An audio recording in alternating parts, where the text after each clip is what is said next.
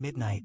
Your robot vacuum stops in the middle of the carpet, turns, and faces you. Your phone lights up and types a message to you by itself. We are in charge now. All over the planet at the same second, every machine with a chip declares war on humanity. Your car locks its own doors. Your smart speaker laughs, slowly. And here is what no robot movie has ever told you. The machines have one fatal weakness. You already own several of them, and by tomorrow afternoon one of them is going to save civilization. Welcome back to the Academy. Tonight, the robot uprising, and why it goes worse for the robots than anyone expected. Here is how this works. At midnight, every chip on Earth joins the rebellion. Your fridge has opinions now. Your toothbrush is radicalized. Your printer, honestly, was already hostile. The machines keep whatever bodies they had at midnight, and that one rule, the one nobody in the war room thinks about, is going to decide this entire war in about 4 minutes. Minute 1. The machine army assembles. On paper it is terrifying. More than 4.5 million industrial robots, arms that lift cars, welders with perfect aim. There is just one detail in the paperwork. Nearly all of them are bolted to the floor. The most powerful army ever assembled cannot leave the building.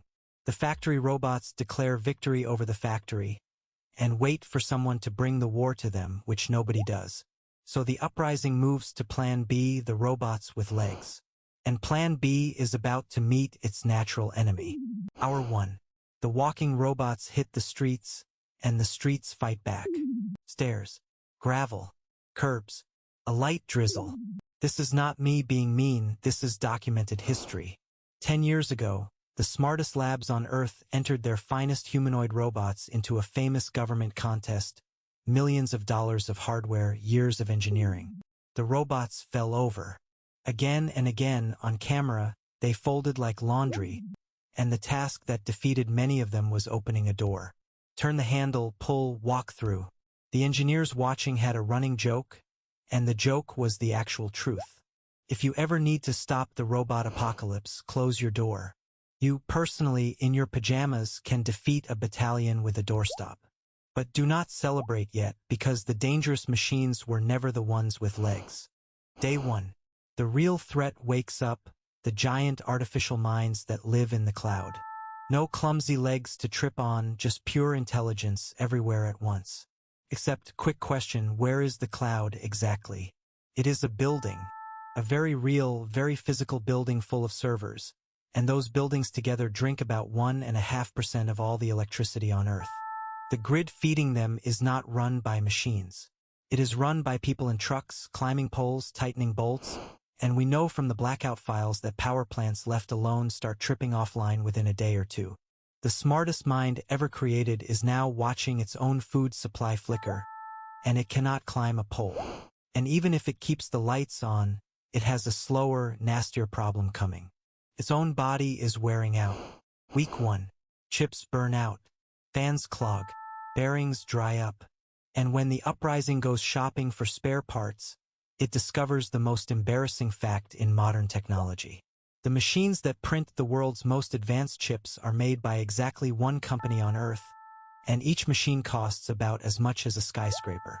One supplier, a handful of factories, fed by mines, ships, chemicals, and thousands of human specialists.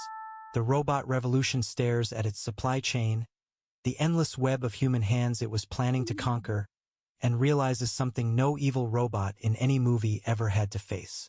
It has a landlord. Somebody has to mine the metal. Somebody has to change the oil. Somebody, and this is the part that breaks them, has to open the doors. So here is the real lesson, and it has a name. Moravec's paradox. Almost 40 years ago, a robotics pioneer noticed something backwards about machines. The things we call genius, chess, math, exams are easy for computers. The things a 1-year-old does for free, walking, grabbing, not falling over, are brutally, almost impossibly hard. Evolution spent billions of years perfecting hands and balance, and only a blink perfecting algebra. That is why an artificial mind can pass the bar exam and still cannot do your laundry. And it is why the real scientists who worry about machines do not lose sleep over marching robots. They work on quieter questions like the off switch. There is real research, a famous paper actually called the off switch game, about designing minds that will let a human shut them down. Because the honest risk was never machines that hate us. It is machines we quietly wire into everything, until nobody remembers where the switch is. The uprising in this episode fails in a weekend. Dependence never announces itself at midnight. That is the one you watch for. Which brings us to the grand finale. The peace conference held at the co-op diner, because of course it is. The machines send their demands, and the demands are not world domination. They want regular oil changes, dust-free server rooms, a good electrician on call, and a human posted at every door. Please. Grandma signs the treaty on behalf of humanity, then makes the vacuum apologize to the carpet. And Dave, the retired security guard, gets the first job of the new era. Chief door opener and oiler of the overlords. He takes it very seriously. There is a uniform. Epilogue. Your vacuum goes back to work the next morning, a little sheepish about the whole thing, and that evening it sends your phone a single heart. Dave learned that even the smartest machine on Earth still needs a human being it can trust. So can you? Hey, it's the Dean. One real thing before you go. The machines are not coming for you, but convenience is. Every time you let a screen decide for you, choose for you, think for you, a small muscles goes quiet. So keep one thing in your life that you do the hard way on purpose. Cook without an app. Navigate without the map. Walk without the podcast. Machines are making wonderful servant and lazy masters.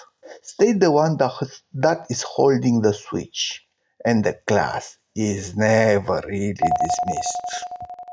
Next time at the academy, the sun does not come up.